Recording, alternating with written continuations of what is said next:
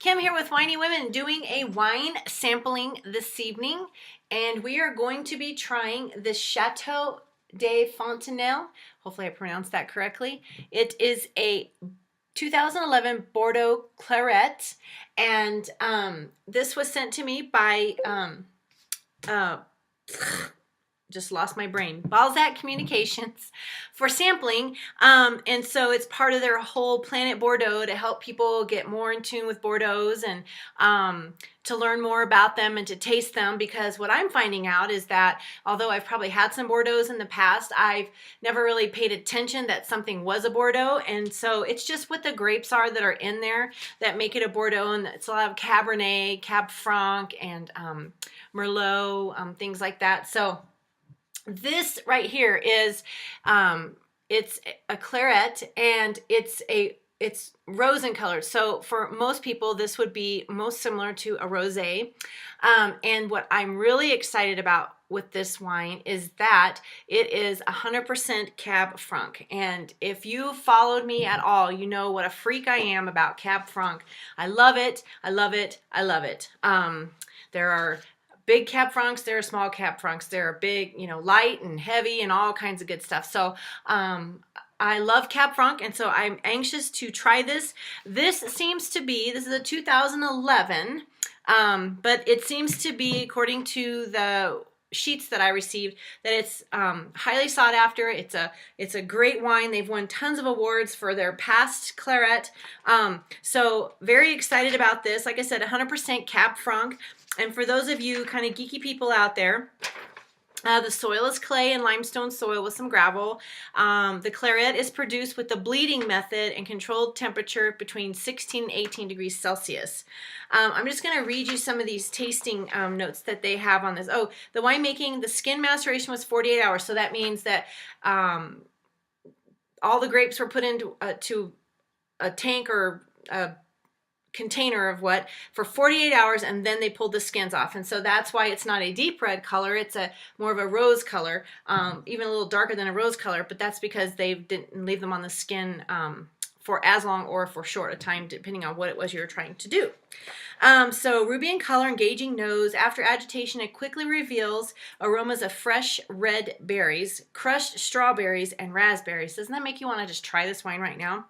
The entry is sharp, the palate rich and round with a lingering fruit.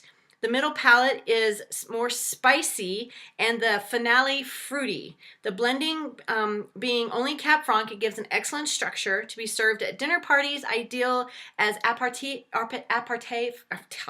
Yeah, you know what I'm talking about. With cold meat and barbecues. Supposed to drink it 3 years after bottling, so we are well within our 3 years. So I am anxious. Doesn't that sound just absolutely yummy? So let's go ahead and give it a little sniff. You get those berries. Yeah, I do smell strawberries and raspberries.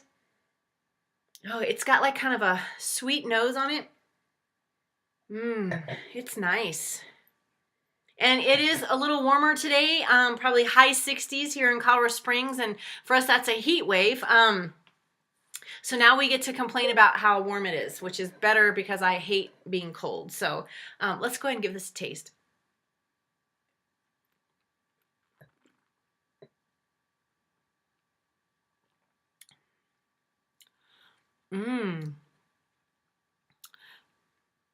It does have like a sharp tongue, and then that middle, I don't know if, well, maybe I will now, because after you let it sit there for a second, you do get that spice in the middle. This is good.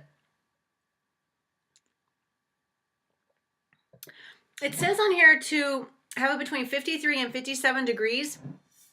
And I think my cooler is set at like 56.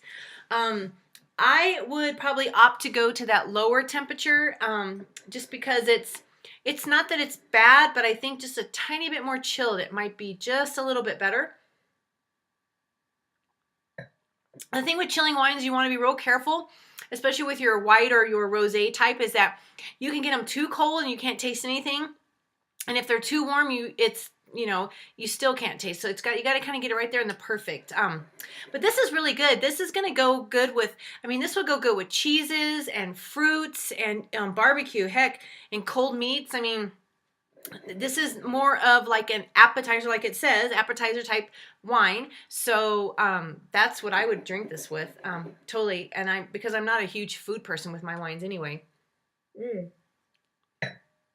This is good. I love this. This retails for $14, and I will put on the site there where you can get to the site, and I believe they'll sell the wines through there as well.